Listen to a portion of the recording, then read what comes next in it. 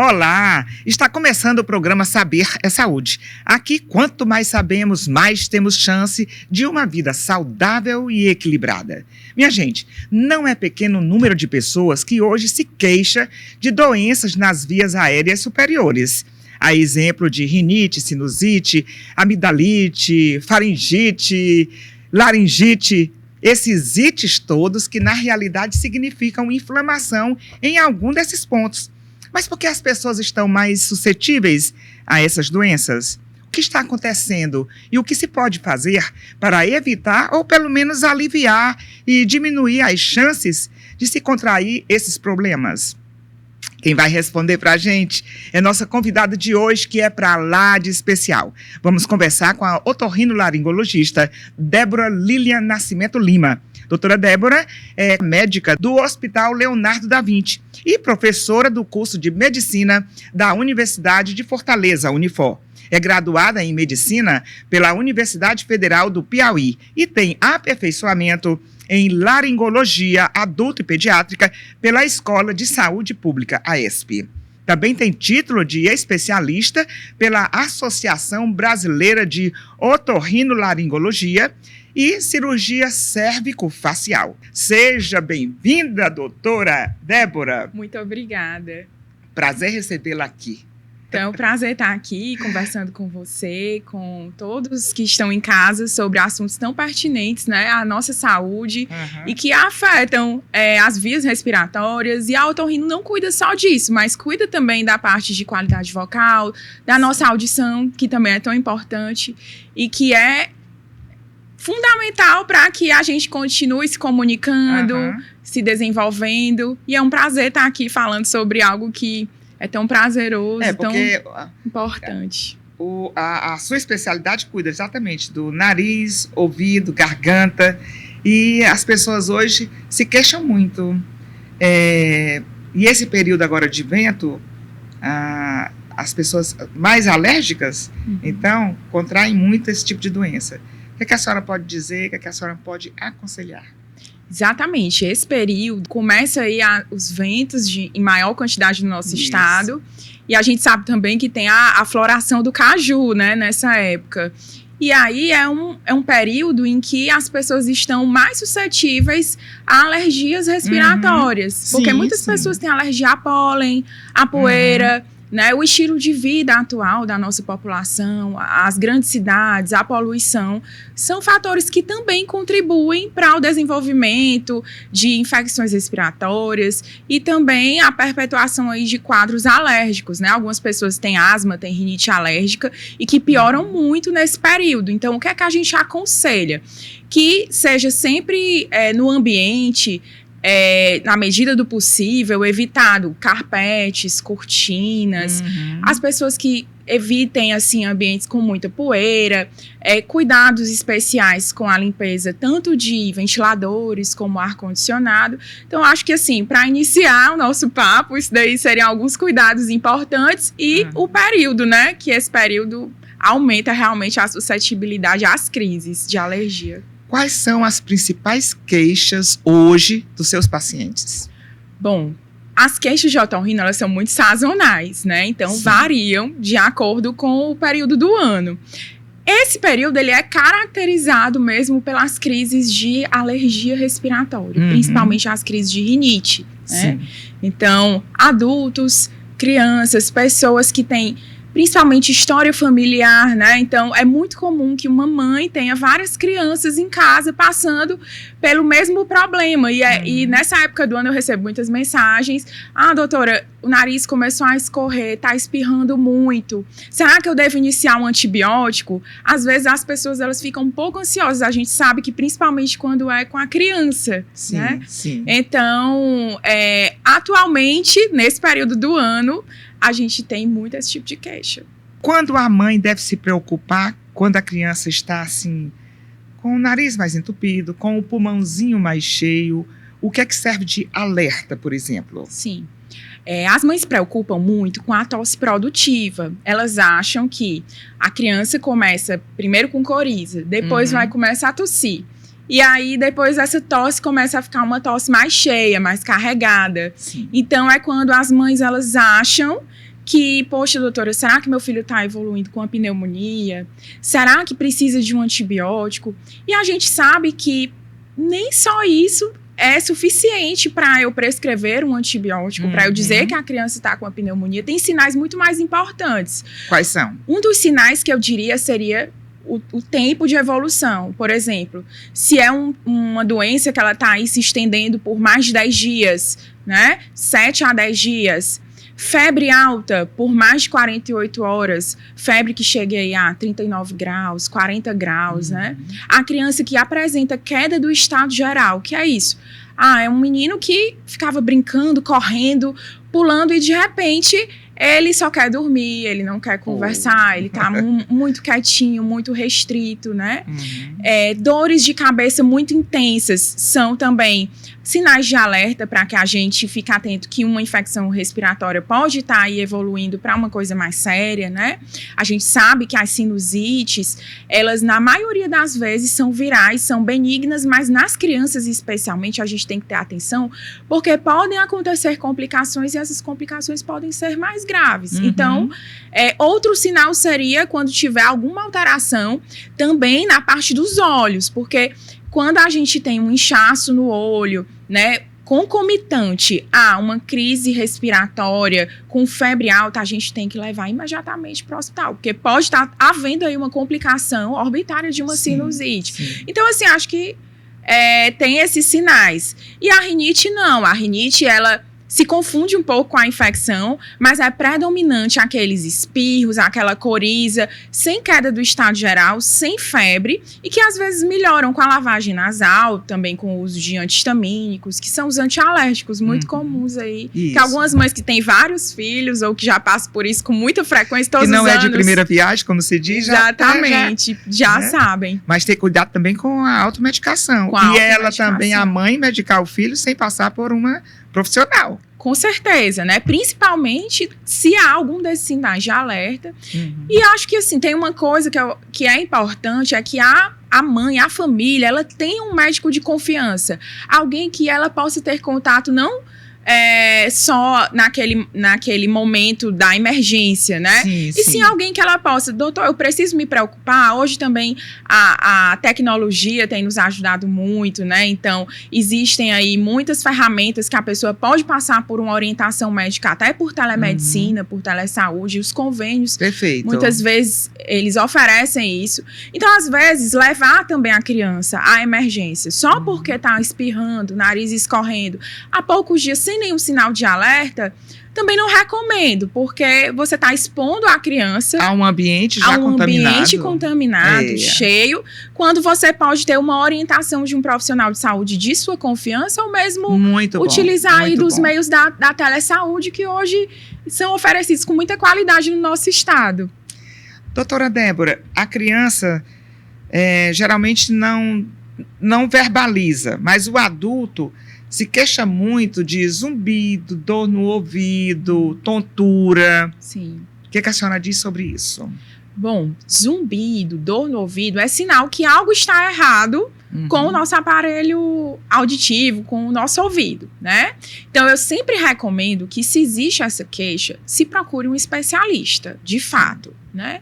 Às vezes é algo como uma perda auditiva, pode ser também alguma infecção, mas poderia ser até uma coisa mais simples, como uma rolha de cera, por exemplo, que já aconteceu de alguns pacientes me procurarem com zumbido, e quando eu verifiquei, era uma rolha de cera, e esse paciente já estava pensando que poderia ser algo mais grave. Mais graves. Exatamente. Então, eu sempre recomendo que, em casos de zumbido, perda auditiva, procure sempre um especialista em otorrinolaringologia. Doutora Débora, hoje as pessoas querem muito corrigir o septo nasal ou mesmo fazer uma cirurgia de nariz. O que isso pode acarretar se não é uma coisa indicada?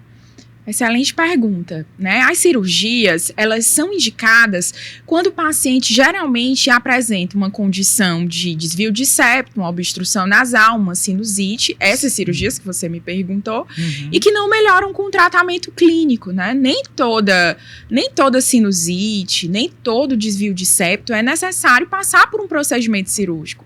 Nós sabemos que as cirurgias, elas oferecem também riscos, né? Mas são pequenos, hoje é muito seguro, que os benefícios são inúmeros, mas precisa ser bem indicado, sabe? A gente vê hoje, às vezes, muitos pacientes querendo mexer no nariz de forma não segura, até por questões estéticas, e isso também pode até contribuir, né? Com piora de alguns quadros nasais, de obstrução nasal, quando se faz isso por não especialistas. Isso mesmo. Doutora Débora, na época que eu tinha filho pequeno, era muito comum se fazer amidalectomia. Sim. O meu filho mais velho até fez, eu também fiz. Hoje ainda é um procedimento indicado ou se evita? É muito indicado, né? A amidalectomia, ela é, dentro da otorrinolaringologia, talvez um dos procedimentos mais realizados pela elevada incidência desse problema de amígdalas, adenoide, né? Principalmente nas crianças. É até interessante a gente falar sobre isso, porque quando essas crises elas são muito recorrentes, faz que a criança use antibiótico muitas vezes ao ano. E às vezes não é só um caso de infecção. Às vezes no adulto, por exemplo, o crescimento tardio de amígdala pode indicar uma outra doença, né? Que cause aí, por exemplo, algum grau de imunossupressão no paciente, como a retrovirose, né, que é o HIV, pode causar, por exemplo, aumento tardio de amígdalas adenoides. Também a presença de algum tipo de doença neoplásica, como linfoma, pode levar ao crescimento de amígdala adenoide. Isso daí não é comum, tá? É muito incomum. O que é o mais comum? É a doença das crianças, aquelas amidalites, é aquele ronco que é causado por aumento das amígdalas. Então, nesse caso, dependendo da quantidade de crises, do número de apneias que a criança tenha, dos demais exames, da avaliação especializada, é indicado realizar a amidalectomia. É uma cirurgia simples, segura, dura aí em torno de 1 hora no máximo, né? Então, é bem tranquilo. Bem tranquilo. Eu até achava que já era um procedimento mais antigo, que hoje já tivesse evoluído para alguma coisa diferente. Não, na verdade, é um procedimento que ele nunca vai ser extinto. Ele sempre vai ser realizado. O que surgem são novas técnicas, né? Entendo. Por exemplo, lá no Hospital Leonardo da Vinci, a gente faz essa cirurgia todo dia, cerca de 5, 6 crianças, às vezes. Já chegamos a fazer esse número, né? E atualmente a gente tem um volume aí corrente no consultório também. Então, uma cirurgia que sempre é feita, a técnica a frio, que é a técnica tradicional. Ela tem muito valor, ela é antiga, mas ela é segura, é eficaz. Foi feitas várias melhorias, eu não sei se na época que seu filho se operou, se já era feito com anestesia geral. Antigamente se fazia com anestesia local, né? O paciente sentado na cadeira. Hoje não, hoje é com anestesia geral. Então, o paciente ele não sente nada, ele acorda e já tá bem, sente um pouco de dor realmente no pós-operatório, porque é uma das cirurgias que mais causam dor, mas nada que não seja tolerado, que a gente não consiga passar medicações para ajudar o paciente, e o benefício é muito grande para quem precisa. Meu marido, vou contar uma coisa que eu nem gosto de entrar no lado pessoal, mas tendo em vista que o papo está aqui, já falei de filhos e tudo, meu marido teve tipo uma afta. Sim. E essa afta não sarava.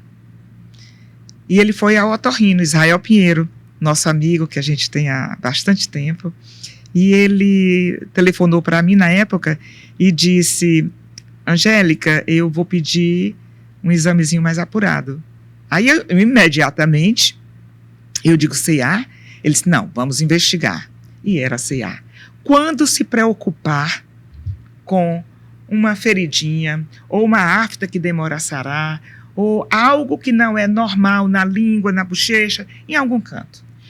A primeira coisa que eu gosto de chamar a atenção é para o cigarro, né? Então, o cigarro... Engraçado que ele nem bebe nem fuma. Ele é o principal fator de risco para o desenvolvimento de doenças neoplásicas da cavidade oral e também da nossa laringe, né?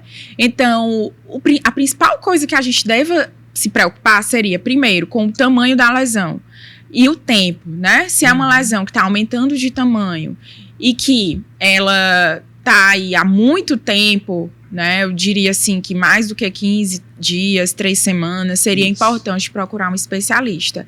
A presença, às vezes, de caroço no pescoço, principalmente se forem caroços que estão crescendo, não estão sumindo e que eles sejam endurecidos, né? Então, são coisas que a gente precisa se preocupar. Aqueles linfonodos que popularmente as pessoas chamam de landras, né?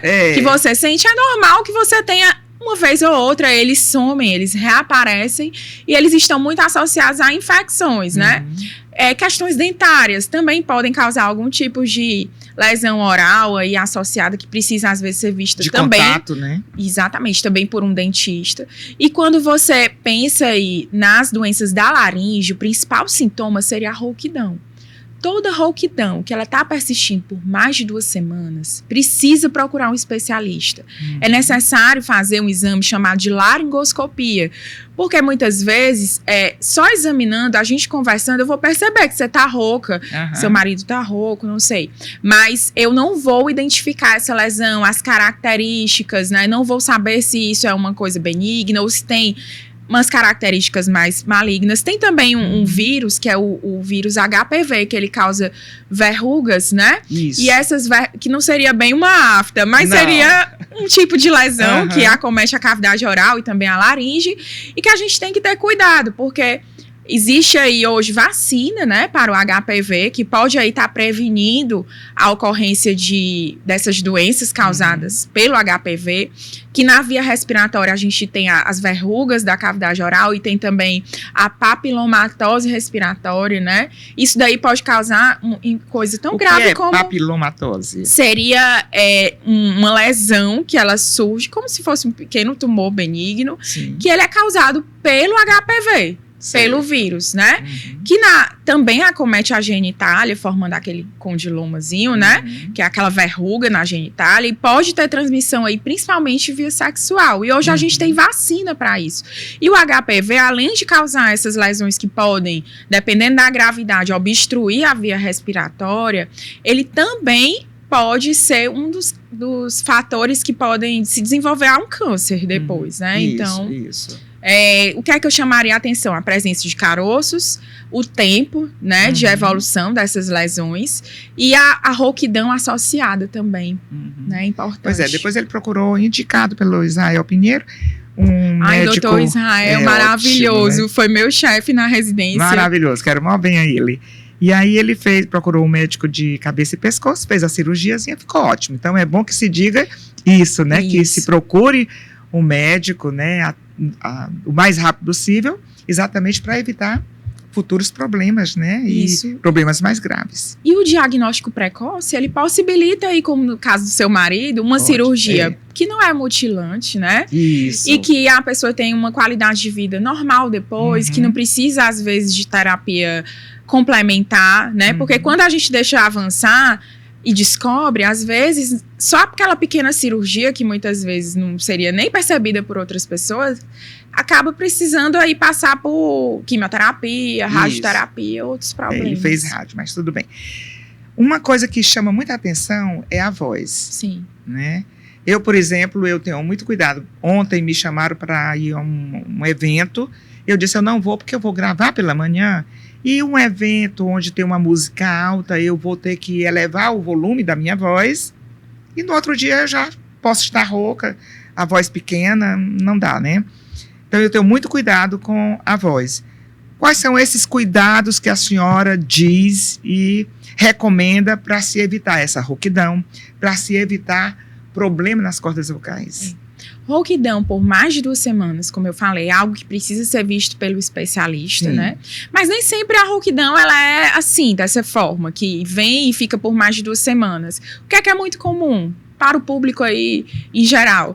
Foi para um show, fui para um evento, música alta, cantei demais, falei demais, gritei, né? No outro dia tá no outro dia tá quase afônica, né? Então, evitar no dia seguinte, falar muito ou gritar, ingerir muita água, que essa água não seja, assim, temperatura muito gelada, porque isso também é prejudicial para a corda vocal, e nem muito quente, seja água em temperatura ambiente mesmo, né? Sim. E aí, também procurar aí, sempre, se for um profissional da voz como você, saber como eu posso aquecer e desaquecer a voz, por exemplo. Então, é importante procurar um fonoaudiólogo para um acompanhamento, pelo menos, assim, eventual, né? Quem trabalha com a voz, para que tenha os cuidados preventivos e não só os cuidados quando há uma lesão, né? Porque quando há uma lesão, às vezes você precisa fazer fonoterapia por mais tempo, ou precisa fazer cirurgia. Então, os cuidados básicos, principalmente hidratação, não gritar muito, né? Falar com a técnica adequada. E se tiver rouquidão por mais de 2 semanas, procurar um especialista. Exatamente. Como é o seu dia a dia lá no Hospital Leonardo da Vinci? O Hospital Leonardo da Vinci, eu brinco que o serviço de otorrino é como se fosse um filho, né? Um filho que agora já está adolescente.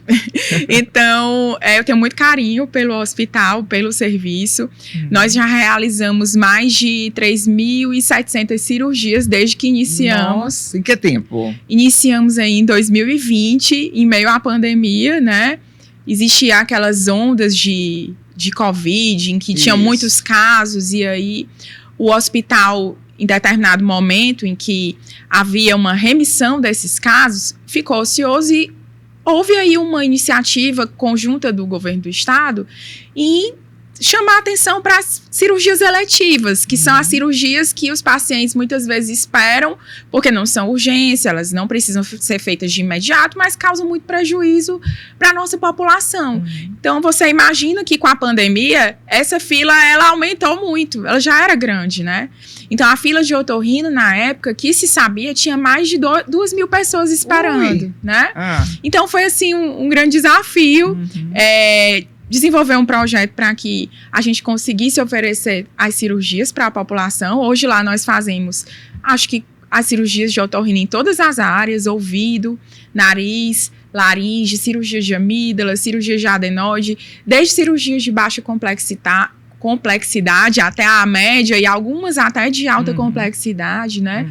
Então, é muito, assim, a minha rotina lá no hospital é isso, estar lidando com o paciente, com os médicos, com a equipe toda de saúde e com o grupo gestor, do qual eu faço parte atualmente.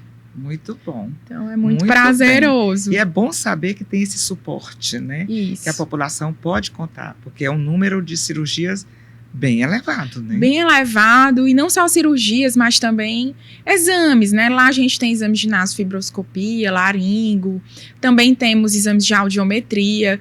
Vamos começar a oferecer também o exame de Bera, que é um exame que a gente sabe que tem uma fila muito grande. O que é o exame de Bera? É um exame auditivo do tronco encefálico. Então, ele é um exame mais específico, que ele não precisa, não é um exame subjetivo, porque a audiometria acaba sendo subjetiva.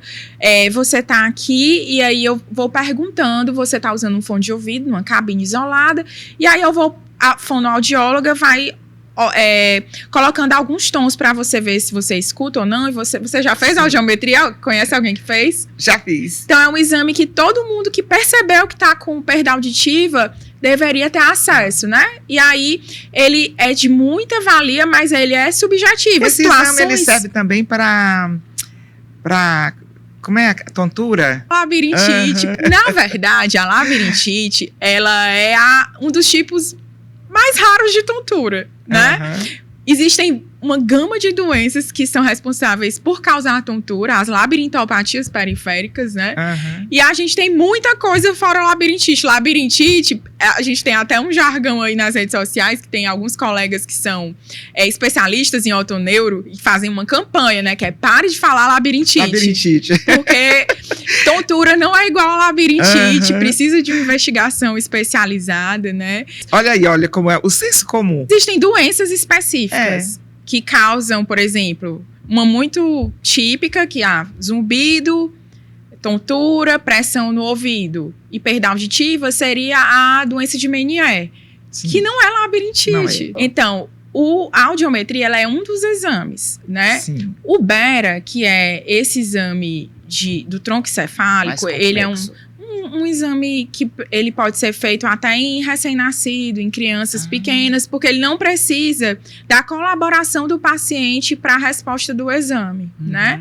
Então, ele permite aí você também identificar quando algum problema, ele não é só da orelha média, por exemplo, para uma perda mais central, que você precisa depois pedir uma ressonância ou uma tomografia. Sim. Então, esse exame, falando assim bem grosseiramente, né, seria um dos importantes e que o Estado ele precisa muito, que se Deus quiser nós vamos começar a oferecer lá no hospital também. Vamos torcer.